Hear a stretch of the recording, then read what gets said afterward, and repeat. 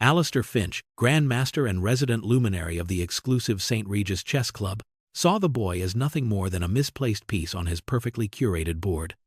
The child, no older than 13, stood in the hallowed hall wearing a simple gray hoodie and scuffed sneakers, an affront to the polished mahogany and hushed reverence of the institution. Finch, a man who wore his tailored suits like armor and his condescension like a crown, decided to make an example of this disruption. With a smirk that dripped with practiced disdain, he publicly invited the boy to the exhibition table for a game, a grand gesture of mockery for the amusement of the club's wealthy patrons. He thought it would be a quick, humiliating lesson for the child. He had no idea he was inviting his own reckoning. The boy who sat down across from him was not just a lost child. He was a silent king. And what happened next would not just silence the room. It would dismantle a legacy built on arrogance and teach a lesson that would echo far beyond the checkered 64 squares. Before I continue the story, please subscribe. I need to reach 1,000 subscribers so I can keep bringing you stories like this every day. It's just one click for you, but it means a lot to me. Thank you. The heir in the St. Regis Chess Club was a carefully preserved artifact, a heavy, silent blanket woven from the threads of old money, aged leather, and the ghost of 1,000 gambits played out in quiet intensity. Sunlight struggled to pierce the thick, leaded glass windows, preferring instead to surrender to the warm golden glow of the low-hanging brass lamps that illuminated each table. Here, chess was not merely a game, it was a ritual, a display of intellectual and social dominance. The members, a collection of the city's financial titans and tenured academics, moved with a deliberate slowness. Their conversations murmured in tones that suggested confidentiality and immense self-importance. At the very center of this universe, both physically and metaphorically, sat Alistair Finch. He was a man in his late 50s, with a mane of silver hair swept back from a perpetually furrowed brow, a brow that seemed to carry the weight of profound chess theory but was, in reality, just a carefully cultivated mask of intellectual superiority. His reign as the club's resident Grandmaster had lasted for 2 decades, a tenure marked by an undisputed genius for the game, and an equally undisputed talent for making lesser mortals feel insignificant. He judged everyone by the cut of their suit, the firmness of their handshake, and their deference to his title. He saw the world as a grand chessboard, and most people were, in his estimation, mere pawns. His own king, of course, was unassailable. He was holding court near the grand fireplace, a snifter of brandy swirling in one hand, regaling a small sycophantic audience with a dramatic retelling of his victory at Monte Carlo in 1998. Every gesture was polished, every pause timed for maximum effect. He was the maestro of his own legend, and this club was his grand concert hall. It was in the middle of a particularly self-aggrandizing anecdote that his sharp, critical eyes fell upon the anomaly. Standing hesitantly just inside the grand archway of the main playing hall was a boy. He was thin, with a mop of unruly brown hair that fell over his eyes. His gray hoodie was slightly frayed at the cuffs, and his sneakers, once white, now bore the smudges and scuffs of a life lived outside these hallowed, carpeted halls. The boy, Leo, clutched the strap of a simple canvas backpack and looked around with a quiet curiosity that Alistair immediately misinterpreted as the bewildered fear of a commoner who had stumbled into a king's court. A young waiter, barely out of his teens himself, noticed Leo and approached him with a kind, questioning smile. A small act of decency that Alistair Finch viewed as a breach in his fortress of exclusivity. The Grandmaster's storytelling faltered, his audience turning to see what had captured his attention. A collective, almost imperceptible sneer rippled through the group. Alistair placed his brandy glass down with a soft click, a sound that seemed to echo in the cavernous silence. He saw not a child, but an infestation, a weed in his immaculate garden, and he decided it was his duty to pluck it. Alistair began his slow, deliberate approach, his polished leather shoes making no sound on the thick Persian rug. His movement was that of a predator, calm and confident, drawing the attention of the entire room. Members looked up from their games, their quiet conversations trailing off into expectant silence. They knew this look on Alistair's face. It was the prelude to one of his infamous dismissals, a public dressing down that served to reinforce the club's unwritten but rigidly enforced code of conduct and appearance. The young waiter, seeing the Grandmaster approach, stiffened, his welcoming demeanor instantly evaporating into a mask of professional fear. He knew he was about to be caught in the crossfire.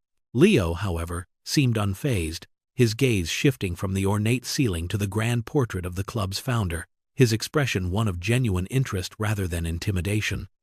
This apparent lack of fear only served to stoke the fires of Alistair's indignation. How dare this street urchin not immediately cower in his presence? "Are you lost?" Alistair's voice was smooth, cultured, yet it carried a sharp, condescending edge that cut through the silence. It was a question, but it was delivered as a verdict. Leo finally looked at him, his hazel eyes clear and direct. "No, sir. I'm in the right place." The response was simple, devoid of any defiance, yet in Alistair's mind, it was an act of rebellion. The right place? Alistair let out a short, derisive laugh. "My dear boy, this is the St. Regis Chess Club. It is a private institution for a certain class of individual. I'm quite certain that whatever adolescent social club you're looking for is several blocks and several tax brackets away from here." A few of his sycophants chuckled appreciatively. The waiter looked at the floor, his cheeks burning with vicarious embarrassment. Leo simply adjusted the strap on his backpack. "I am here to play chess." This statement, so plain and earnest, was the spark that ignited Alistair's full-blown arrogance. The sheer absurdity of it, in his mind, was an insult to the game itself. He looked the boy up and down again, taking in the cheap fabric of his hoodie, the worn-out soles of his shoes. Chess, to Alistair, was an art form for the refined, the intellectual elite. This child, with his common appearance, couldn't possibly comprehend its subtleties. He probably thought a fork was something you ate with. The Grandmaster's sneer widened into a predatory smile. An idea, cruel and theatrical, began to form in his mind. He would not simply eject the boy, he would humiliate him. He would use him as a prop in a grand performance of his own superiority. "To play chess, you say?" Alistair's voice boomed, projecting to every corner of the now completely silent room. He turned to the assembled members, a ringmaster addressing his audience. "Well, we can't have a guest, however, unexpected, leave without satisfying his purpose." He turned back to Leo, his eyes glittering with malicious intent. "I have some time before my next engagement. Why don't you do me the honor of a game? Right here." He gestured with a flourish to the club's centerpiece. The magnificent mahogany exhibition table, set on a raised dais under its own dedicated chandelier. It was reserved for matches between masters, a stage for the club's most celebrated gladiators. The suggestion was so outrageous, so laden with mockery, that a wave of hushed murmurs and stifled laughter swept through the room. It was like inviting a toddler to conduct a symphony at Carnegie Hall. The young waiter's eyes went wide with disbelief. He wanted to say something, to intervene, to spare the boy this public flogging, but he was frozen in place by the suffocating weight of the club's hierarchy. He was a pawn, and the king was making a move.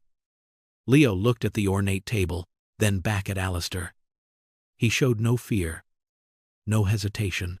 There was only a quiet, unnerving stillness about him. "Okay," he said, his voice barely a whisper, yet it carried across the room with the force of a thrown gauntlet. Alistair's smile tightened. The boy's calm acceptance was not the reaction he had anticipated. He had expected tears, or at least a stammering refusal. This quiet dignity was, in its own way, a fresh insult. "Excellent!" Alistair clapped his hands together, a sharp, theatrical sound. "Let's not keep our audience waiting. We shall even play with a clock, to make it a proper lesson." He strode to the table and took his seat in the grand, high-backed chair, gesturing for Leo to take the opposite one. As Leo walked towards the dais, he became the focal point of dozens of pairs of judgmental eyes. He could feel their disdain, their amusement, their pity. They saw his hoodie, his youth, his otherness. They saw a joke, a diversion in their otherwise predictable afternoon. He climbed the 2 steps to the platform and sat down, the chair almost swallowing his small frame. He placed his worn backpack carefully on the floor beside him. Alistair was already arranging his pieces, his long, elegant fingers moving with a practiced, arrogant flair, snapping each ivory piece onto its square with a sharp, intimidating click. He was building his army, preparing not for a battle, but for a swift and brutal execution. The ritual of setting up the board was, for Alistair, another opportunity for psychological warfare. He meticulously centered his king and queen, polished the bishop with his thumb, and aligned his pawns into a perfect, menacing row. Each movement was a declaration of his own precision and perfection. He expected the boy across from him to be fumbling, to perhaps even set the pieces up incorrectly. But Leo's hands were steady. He moved with a quiet economy, his fingers placing each piece on its square with a gentle, deliberate touch. There was no flair, no bravado, just a simple, focused efficiency. When he was done, he folded his hands on the edge of the table and waited, his gaze fixed on the 64 squares between them. Alistair sniffed dismissively. "You have the white pieces, boy. It is your privilege to make the first move. Do you know what that means?" Leo nodded, his eyes not leaving the board. "It means I have the advantage of the first tempo." The correct, technical term, delivered without a trace of arrogance, momentarily surprised Alistair. It was like a stray cat quoting Shakespeare. He brushed it off as a lucky guess, something the boy had overheard in a movie. "Indeed," Alistair purred, leaning back in his chair. "Let's see what you do with it." He set the chess clock, the twin faces looming beside the board like a judgmental stopwatch.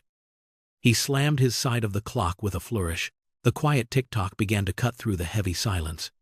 The audience of club members had drawn closer, forming a loose, predatory circle around the dais, their faces a mixture of smug curiosity and morbid anticipation. They were here for the blood sport, to witness the Grandmaster dissect this young upstart with his legendary wit and skill. They whispered among themselves, placing silent bets on how many moves it would take. 5 moves, a portly banker murmured to his friend. "Finch will have him in a fool's mate in 4. The friend whispered back, chuckling. Leo seemed oblivious to the circling sharks. He was in a world of his own, a world of wood and ivory, of lines of force and potential sacrifices. He looked at the board, his head tilted slightly. For a full minute, he did not move. Alistair sighed dramatically.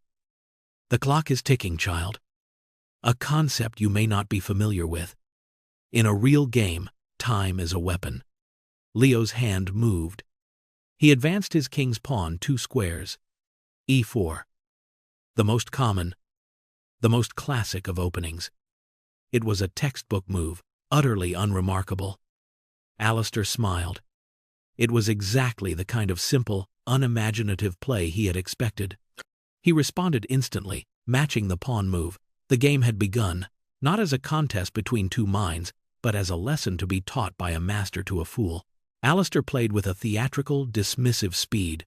For every move Leo made, the Grandmaster would respond almost instantly, his hand darting out to move a piece and then slamming the clock with a contemptuous flick of the wrist. His message was clear: your moves require no thought. You are not a puzzle to be solved. You are a simple equation, and I have already calculated the answer. He developed his knights and bishops into aggressive positions, seeking to overwhelm the boy with a rapid, brutal attack. He controlled the center of the board, his pieces swarming forward like a well-drilled army. To the onlookers, it was a masterful display. Finch was in his element, a predator toying with its prey. Leo's play, in contrast, seemed passive, almost timid. He responded to Alistair's threats defensively, his pieces moving backward as often as they moved forward. He traded a bishop for a knight, a move that many of the amateur players in the audience immediately decried as a positional mistake. A low murmur of confirmation went through the crowd. The boy was out of his depth. He was making fundamental errors. Alistair couldn't suppress a smug grin. He had seen this 1,000 times. The amateur mind crumbles under pressure, making small, seemingly insignificant mistakes that accumulate into an avalanche of defeat. He leaned forward, his voice dripping with false sympathy. "It can be overwhelming, I know. The sheer number of possibilities. perhaps we should just call it a day. No one would think less of you for conceding." He was offering a way out, but it was an offer wrapped in the sharp barbs of humiliation. He wanted the boy to surrender, to admit his own inferiority. Leo looked up from the board for the first time since the game began. His eyes met Alistair's, and for a fleeting moment the Grandmaster saw something that unsettled him. It wasn't fear. It wasn't confusion. It was an unnerving, profound calmness, an ocean of tranquility that seemed utterly out of place in a boy being so publicly dismantled. "I'm still thinking," Leo said quietly, and his gaze returned to the board. The crowd chuckled. Thinking? What was there to think about? His position was collapsing. His king was becoming exposed. The Grandmaster's pieces were poised for the final, killing blow. Alistair himself felt a flash of irritation. The boy's refusal to break, his quiet persistence, was beginning to annoy him. He wanted the child to cry, to run away, to validate his own superiority. This calm defiance was ruining the script. "Fine," Alistair thought. "If you want the full lesson, you shall have it." He made his next move, sacrificing a pawn to open up a direct line of attack on Leo's king. It was a classic, aggressive tactic, and against an amateur, it was almost always fatal. Check. The word hung in the air, sharp and final. Alistair had delivered it with a flourish, his rook sliding down the board with an audible swish. The members of the club leaned in, a collective intake of breath signaling their anticipation of the end. This was the beginning of the final combination. The sequence of moves that would inevitably lead to checkmate. They expected the boy to look panicked, to realize that the trap had been sprung. But Leo did not look panicked. He simply moved his king to the only available safe square, h8. Alistair's response was instantaneous. He brought his knight forward, adding another attacker to the fray, creating another threat. He was tightening the noose. The game, he calculated, would be over in 3 more moves, 4 at the most. He was already composing the condescending parting words he would offer the boy. A little speech about aspiration and knowing one's place. Leo, however, seemed to be playing in a different reality. He ignored the immediate, glaring threat from the knight. Instead, he made a move so quiet, so bizarre, that it caused a ripple of confusion through the audience. He advanced a pawn on the opposite side of the board. A5. A single, seemingly pointless pawn move, hundreds of miles away from the life-or-death battle raging around his king. Alistair stared at the board, his brow furrowing for the first time in genuine confusion. What was this? A beginner's blunder? Had the boy simply cracked under the pressure and made a random, meaningless move? It made no tactical sense. It didn't defend against the attack. It didn't create a counterattack. It did nothing. A desperate, last gasp. One member whispered to another. "The poor child is just moving pieces at random now." Alistair smirked, his confidence returning. Of course, the boy's limited mind had been overloaded. He was flailing. "An interesting choice," Alistair said, his voice dripping with sarcasm. "A bold, avant-garde strategy. Unfortunately for you, while you are playing in the sand on that side of the board, your king is about to be executed over here." He ignored the pawn and continued his assault, moving his queen into position for the kill. The checkmate was now visible to everyone in the room. There was no escape. The combination was beautiful, brutal, and undeniable. He looked up at Leo, expecting to see the final, crushing realization of defeat in his eyes. But the boy was still perfectly calm. His hand was already hovering over another piece. The atmosphere in the St. Regis Chess Club had subtly shifted. The smug amusement that had filled the room just minutes before was being slowly replaced by a tense, nervous curiosity. The boy's last move, that strange, seemingly irrelevant pawn push, had planted a tiny seed of doubt in the minds of the expert players watching. It was illogical, yes, but it was also profoundly weird. And in high-level chess, the profoundly weird was sometimes the profoundly brilliant. Alistair, however, was a man who trusted his own calculations above all else. His combination was flawless. A textbook execution of a kingside assault. He had checked it and rechecked it in his mind. The boy's strange move was a distraction, a red herring born of incompetence. He would not be swayed. He pressed his attack, his queen now looming menacingly, a single move away from delivering the final checkmate. The entire room held its breath. This was it. The end of the joke. The punchline was about to be delivered. Leo's hand, which had been hovering, now descended. It did not move to protect his king. It did not move to block the queen's path. It moved to the pawn on a5, the pawn he had just moved. He pushed it forward one more square. a4, another quiet move. Another seemingly pointless push on the far side of the board. But this move was different. This move came with a quiet, simple declaration that struck the room like a bolt of lightning. "Check," Leo said. Alistair froze, his hand hovering over his own queen, ready to deliver the final blow. "Check? What check?" He scanned the board, his eyes wide with disbelief. It was impossible. His king was perfectly safe, nestled behind a wall of pawns. And then he saw it.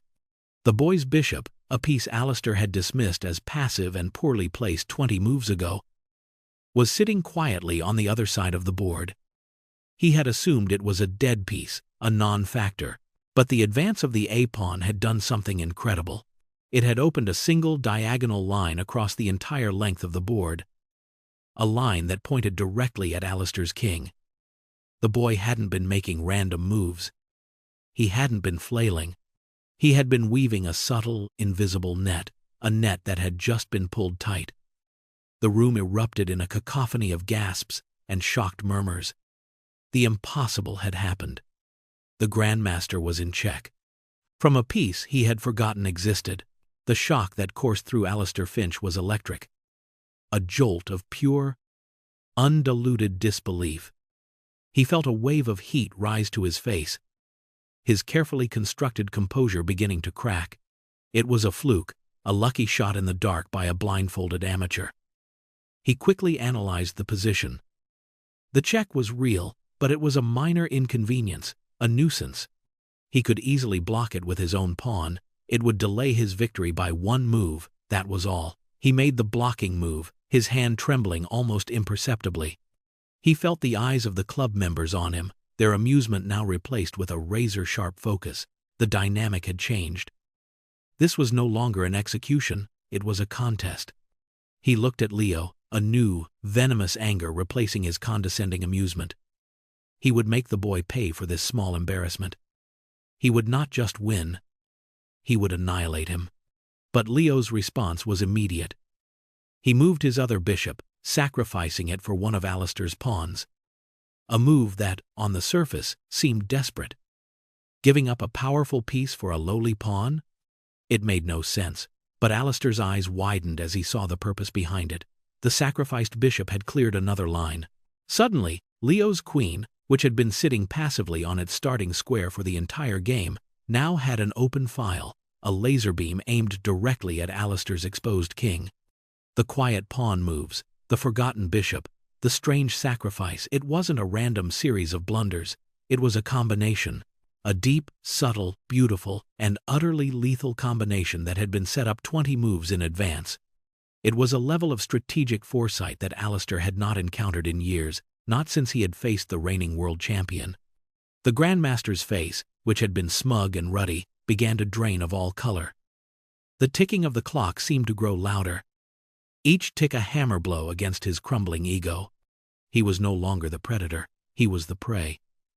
The trap he had so arrogantly set for the boy had been a decoy, a diversion to distract him, while a much more complex and deadly trap was being laid for him.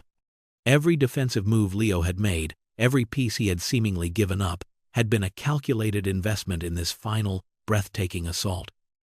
The boy hadn't been defending, he had been loading a gun in plain sight, and Alistair had been too arrogant to even notice. The silence in the room was now absolute.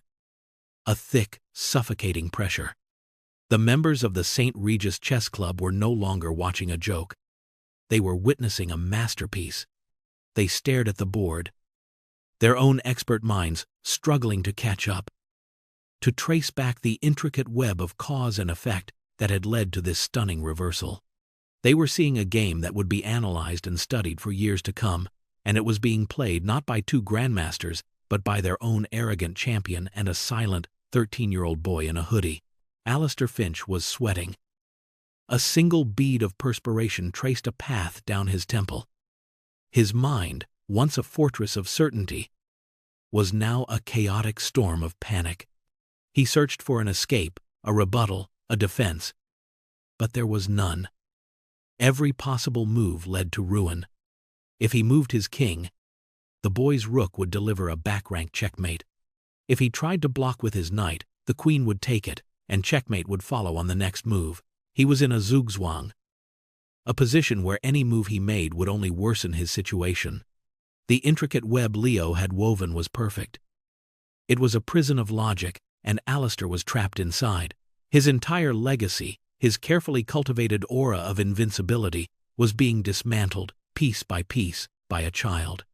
He looked up at Leo, searching his face for any sign of triumph, any gloating smirk, but there was nothing. The boy's expression was exactly the same as it had been at the start of the game.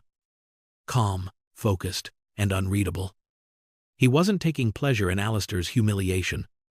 He was simply playing chess. End of the 7, who Braxplus, the W. WWWWW. This, more than anything, was the final, crushing blow to Alistair's ego. The boy did not see him as a rival to be conquered, or a grandmaster to be humbled. He saw him merely as a puzzle on the board, an obstacle to be systematically and logically overcome. The personal, the social, the entire universe of status and appearance that Alistair inhabited simply did not exist in the boy's world.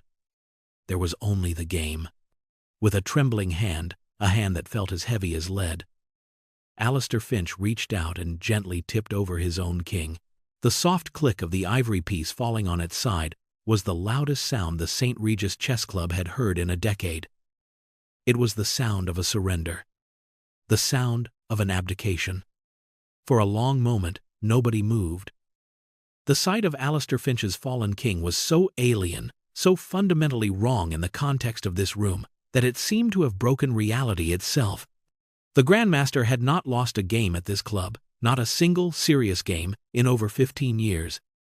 And he had certainly never been defeated in such a spectacular, publicly humiliating fashion. Then, the silence was broken.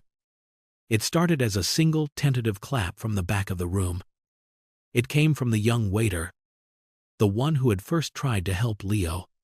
His face was a mask of pure, unadulterated awe. His small act of defiance broke the spell, and a second later, the entire room erupted into a thunderous, spontaneous ovation. It was an applause not just for the incredible game they had witnessed, but for the shattering of the club's stuffy, arrogant atmosphere. It was a celebration of pure, unadulterated talent. Alistair Finch barely heard it. He was staring at his fallen king, his world having shrunk to that single, symbolic piece of ivory. He felt a hand on his shoulder and looked up to see Mr. Blackwood, the elderly, dignified president of the club, a man whose family had founded the institution over a century ago. Blackwood's face, normally placid and gentle, was set in a look of profound disappointment. "Alistair," Blackwood said, his voice quiet, but carrying an unmistakable weight of authority, "perhaps you and I should have a conversation in my office." It was not a request. As Alistair numbly rose from his chair, another man stepped forward. He was dressed in a simple, unassuming tweed jacket, and had been standing quietly at the back of the crowd the entire time.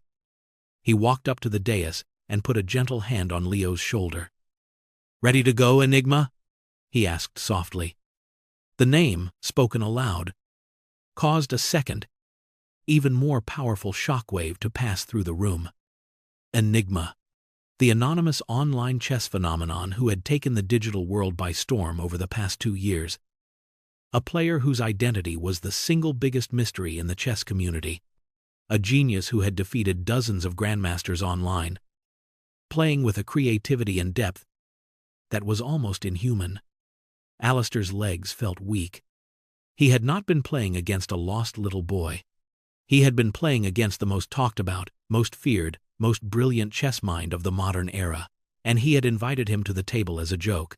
The man in the tweed jacket, who was in fact Leo's father, a quiet university professor, helped his son put his chessboard and pieces back into his worn canvas backpack. The world's greatest chess prodigy packed up his tools with the same quiet care as any other child, putting away his toys after a play session. The club members, once a circle of judgment, were now a crowd of supplicants. They parted respectfully, their faces filled with awe and a deep burning shame for their earlier behavior. They had witnessed something historic, and they knew they had been on the wrong side of that history. As Leo and his father walked towards the exit, Mr. Blackwood intercepted them. He bowed his head slightly, a gesture of profound respect. "Young man," he said, his voice thick with emotion, "on behalf of the St. Regis Chess Club, I offer our deepest and most sincere apologies for the welcome you received here today. Your demonstration of skill was only surpassed by your demonstration of grace." He then looked around the room, at the faces of his wealthy, powerful members. "And let this be a lesson to all of us. A lesson that talent does not wear a suit and tie. A lesson that genius does not announce itself with a title. We have become complacent, arrogant, and blind. Today, this young man has opened our eyes." He turned back to Leo. "Our doors will always be open to you, as an honorary member, as a teacher, as anything you wish." Leo looked up at the old man, and for the first time, a small, shy smile touched his lips. "Thank you, sir. I'd like that." Later, in Mr. Blackwood's office, Alistair Finch sat slumped in a leather chair, the weight of his humiliation pressing down on him. Blackwood was not angry. He was deeply, profoundly sad.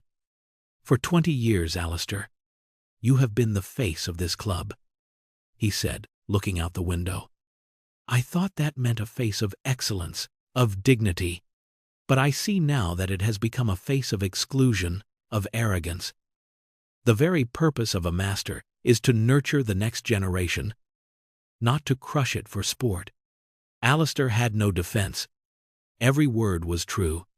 He had been so obsessed with preserving his own legend that he had forgotten the spirit of the game itself. "What the boy did to you on that board," Blackwood continued, turning to face him, "was a reflection of what you have been doing to others in this club for years. He exposed your weaknesses, dismantled your defenses, and left your king, your ego, with nowhere to hide. The club needs a new direction. It needs a new resident master, one who understands that the future of chess lies in minds like Leo's, not in exclusive rooms like this one." The following months brought a sea change to the St. Regis Chess Club. Alistair Finch, stripped of his title and his unassailable perch, disappeared from public view. The club, under Mr.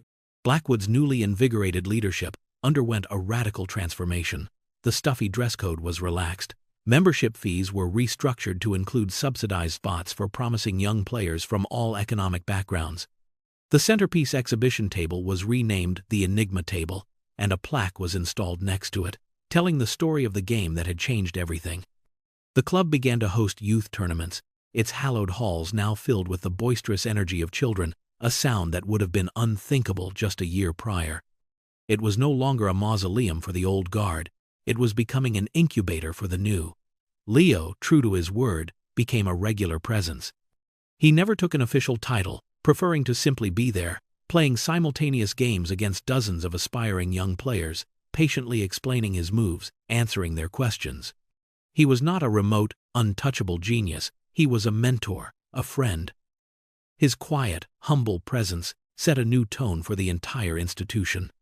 He taught the children not just about chess, but about the importance of respect, of focusing on the game and not the opponent, of finding joy in the pursuit of excellence rather than in the humiliation of others. His influence was profound, reshaping the club's very soul from the inside out. The children who now filled the club's halls idolized him, not just for his incredible skill, but for his kindness. They saw in him proof that the only thing that mattered was the power of your mind and the quality of your character. One Saturday afternoon, about a year after the infamous game, Leo was setting up for a youth workshop when a new volunteer instructor arrived. It was Alistair Finch. He looked different. The expensive suits were gone, replaced by a simple sweater and slacks. The arrogant sneer had been replaced by a look of quiet humility. He had spent the last year in self-imposed exile, studying, reflecting, and for the first time in his life, truly learning. He had reached out to Mr. Blackwood and asked if he could volunteer to teach the beginners. To start again from the very beginning. Alistair approached Leo. His eyes filled with a trepidation that would have been alien to him a year ago. "Leo," he said, his voice soft, "I never properly thanked you." Leo looked up from the board and smiled his gentle, unassuming smile. "For what?" "For the lesson," Alistair replied. "It was the most important game of my life." He extended his hand, not as a grandmaster to a child, but as one chess player to another. Leo shook it. At that moment, across the room, a young girl in a worn-out jacket, a scholarship student who was one of the club's brightest new talents, checkmated a boy from one of the city's wealthiest families. They both laughed, shook hands, and immediately began setting up the pieces to play again. The game was all that mattered. The vindication was not in the destruction of one man, but in the building of a better community. It was a quiet, powerful checkmate against the arrogance and prejudice of the entire world, played out on 64 squares. He discovered a latent talent for teaching, a patience he never knew he possessed. He found more satisfaction in guiding a 10-year-old through their first Sicilian defense than he ever had from winning a gilded trophy. His encyclopedic knowledge of the game, once a weapon used to intimidate and dominate, became a gift he shared freely with anyone eager to learn. He and Leo developed an unlikely friendship, a quiet bond forged in the shared language of the game. They would often sit together after the workshops, analyzing classic games, their roles as master and prodigy dissolving into a simple mutual respect between two powerful minds. The St. Regis Chess Club, once a symbol of elitism, became a beacon of inclusivity, its model replicated by other private clubs across the country. The story of Leo, or Enigma, became a legend, a source of inspiration for countless children who felt like outsiders. It was a powerful reminder that worth is not determined by the clothes you wear or the money in your family's bank account. It is measured by the passion in your heart, the dedication of your mind, and the grace with which you treat others. The incident served to remind everyone that true mastery is not about being unbeatable. It is about the willingness to learn, to grow, and to recognize the genius that can be found in the most unexpected of places. It proved that a single act of humility can be more powerful than 1,000 victories born of arrogance. The systemic change that followed was perhaps the most profound outcome. The focus of the competitive chess world began to shift, moving away from the stuffy, exclusive clubs and embracing the more democratic and accessible online platforms where talent, and talent alone, was the great equalizer. New programs were funded to bring chess to underprivileged communities, seeking out the next Enigma in forgotten neighborhoods and underfunded schools. What happened in that room was more than just a chess game. It was a collision of two worlds, a clash between the old guard, defined by its superficial judgments, and the new generation, defined by its quiet, undeniable merit. Alistair Finch saw a poor boy in a hoodie and sought to make him an object of ridicule. He failed to see the king hiding behind the pawn's humble exterior. He judged the cover and was completely unprepared for the brilliant, complex story written inside. The silent, almost poetic justice of his defeat was not just in the loss itself, but in how it happened. He was not beaten by a flashy, aggressive assault, but by a quiet, deep, and patient strategy. He was defeated by the very qualities he himself lacked: subtlety, foresight, and a profound understanding that the smallest, most overlooked pieces can often decide the fate of the entire game. Leo's victory was a testament to the power of inner strength over outward appearance. He did not need to shout, to boast, or to insult. His brilliance spoke for itself, his moves on the board a far more eloquent statement than any words could ever be. He weathered the storm of public humiliation with a dignity that was truly remarkable, his focus remaining unshaken, his purpose clear. He was there to play chess, and in the end, that was all he did. He taught everyone in that room, and everyone who would later hear the story, a powerful lesson. Never underestimate anyone. True strength doesn't need to announce itself. It is quiet, it is patient, and it is often found where you least expect it. The world is full of hidden geniuses, of humble powerhouses who do not fit into the neat little boxes we create. Our job is not to judge them by their hoodies or their sneakers, but to create a space where their talent can be revealed. Think about the times you may have made a snap judgment about someone based on how they looked, how they dressed, or where they came from. How many times have we dismissed someone's potential because they didn't fit our preconceived notion of what success or intelligence is supposed to look like? The story of Leo and Alistair is a powerful parable for our modern times.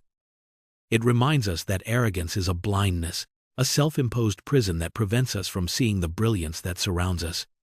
Humility, on the other hand, is a superpower.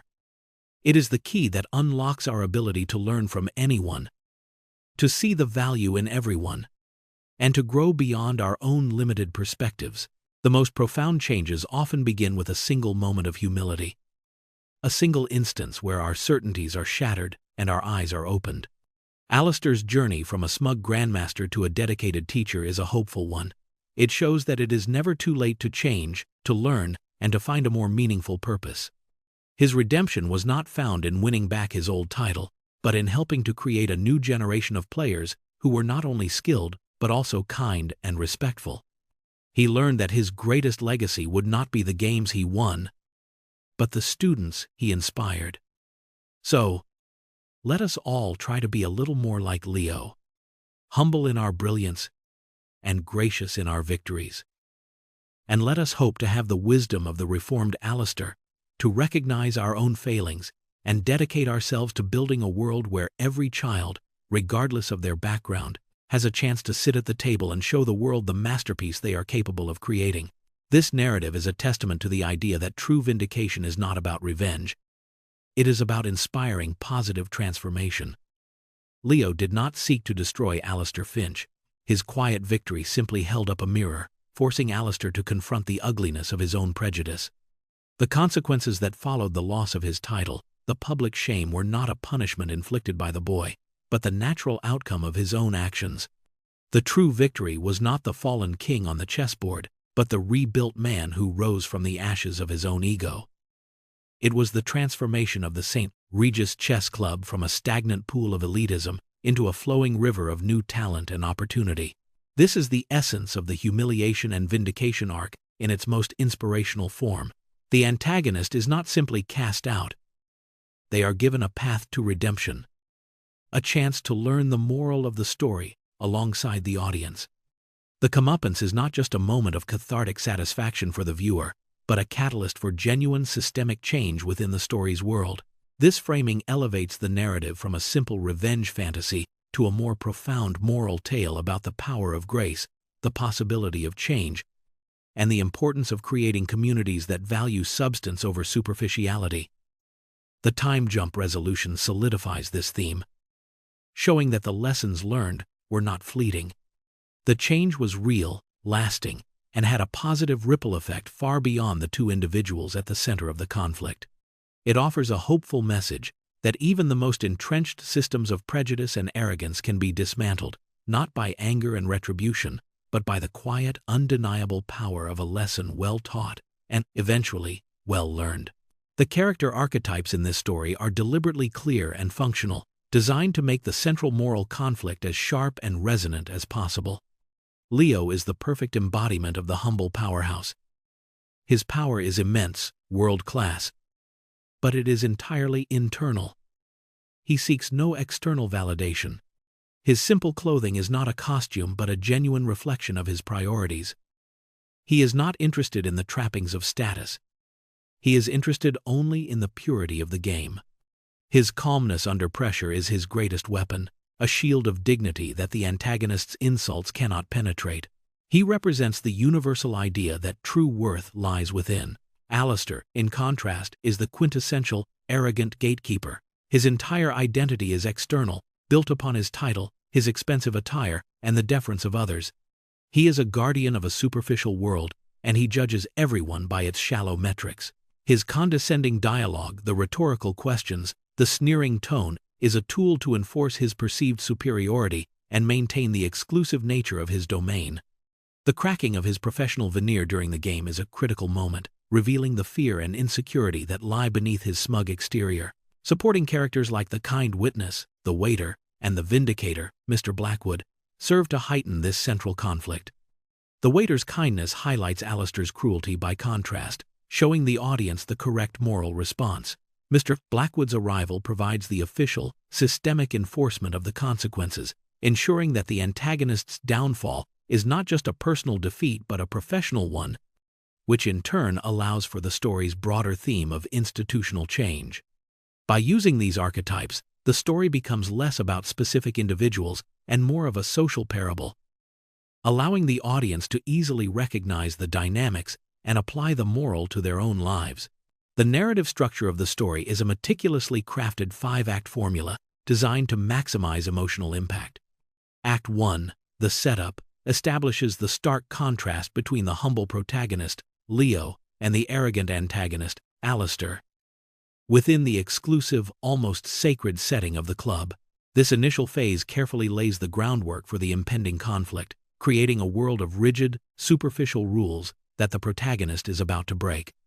Act 2, the public humiliation, is the catalyst. Alistair's condescending invitation to play is a deliberate act of cruelty, designed to enforce the social hierarchy. This act generates a strong sense of injustice in the audience, creating an emotional investment in the protagonist's fate.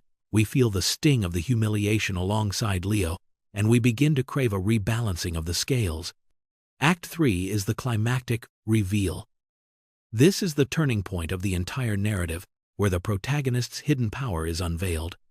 It begins with the seemingly illogical pawn move and culminates in the revelation of Leo's true identity as Enigma. The pace quickens dramatically here, as the balance of power shifts in a sudden, shocking reversal. Act 4 delivers the comeuppance. This is the cathartic release the audience has been waiting for. Alistair's defeat, followed by Mr. C's plank, rad of ATRDIEC, Blackwood's intervention, provides a moment of righteous satisfaction. Crucially, it is framed not as simple revenge, but as a necessary learning opportunity for the antagonist and the institution he represents. Finally, Act 5 provides the resolution. The time jump shows the long-term positive consequences of the climax. Alistair's redemption and the club's transformation demonstrate that the lesson has been truly learned, moving the story from a personal victory to a systemic one. This highly formulaic, chronological arc is the engine of the story, a predictable but powerfully effective journey that takes the audience from a state of righteous indignation to one of uplifting, cathartic vindication, ending with a clear and resonant moral lesson. The language and dialogue in the narrative are crafted to be direct and impactful, prioritizing clear storytelling and emotional resonance over literary complexity. The point of view is primarily a third-person limited omniscient perspective, allowing the audience to experience the events through Leo's calm perception, while also observing the external actions and increasingly panicked expressions of Alistair and the onlookers. This creates dramatic irony, as the audience is led into the secret of Leo's quiet confidence long before the characters in the room understand its source.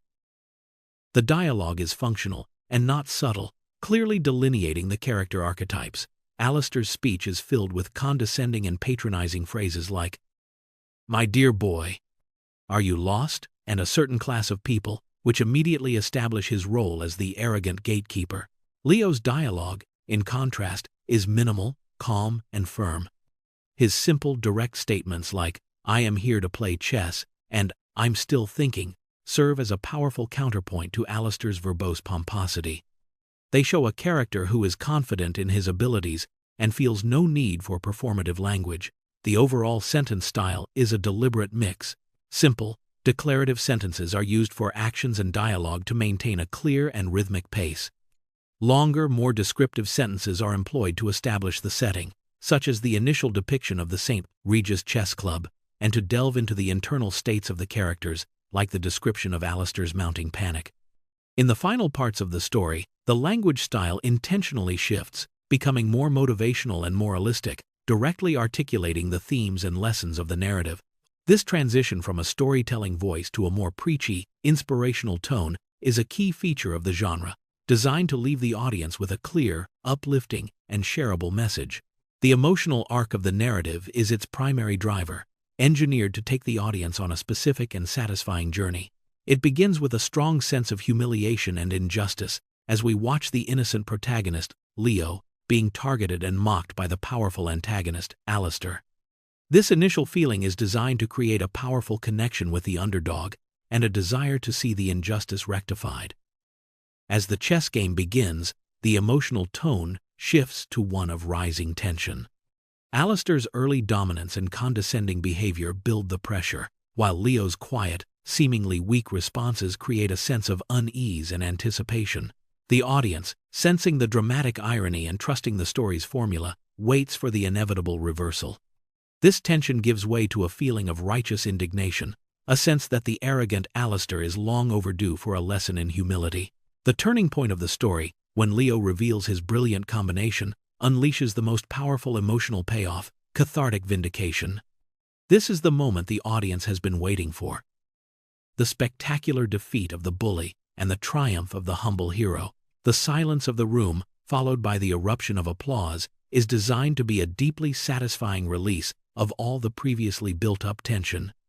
Following this peak, the emotional tone softens into something more uplifting and hopeful. The focus shifts from the antagonist's defeat to his potential for redemption and the positive changes within the club. The story concludes on a hopeful note, leaving the audience with a feeling of moral clarity and inspiration, reinforcing the idea that humility and kindness are strengths, and that true talent can overcome any barrier. This carefully controlled emotional journey is the core of the story's appeal, turning a simple game of chess into a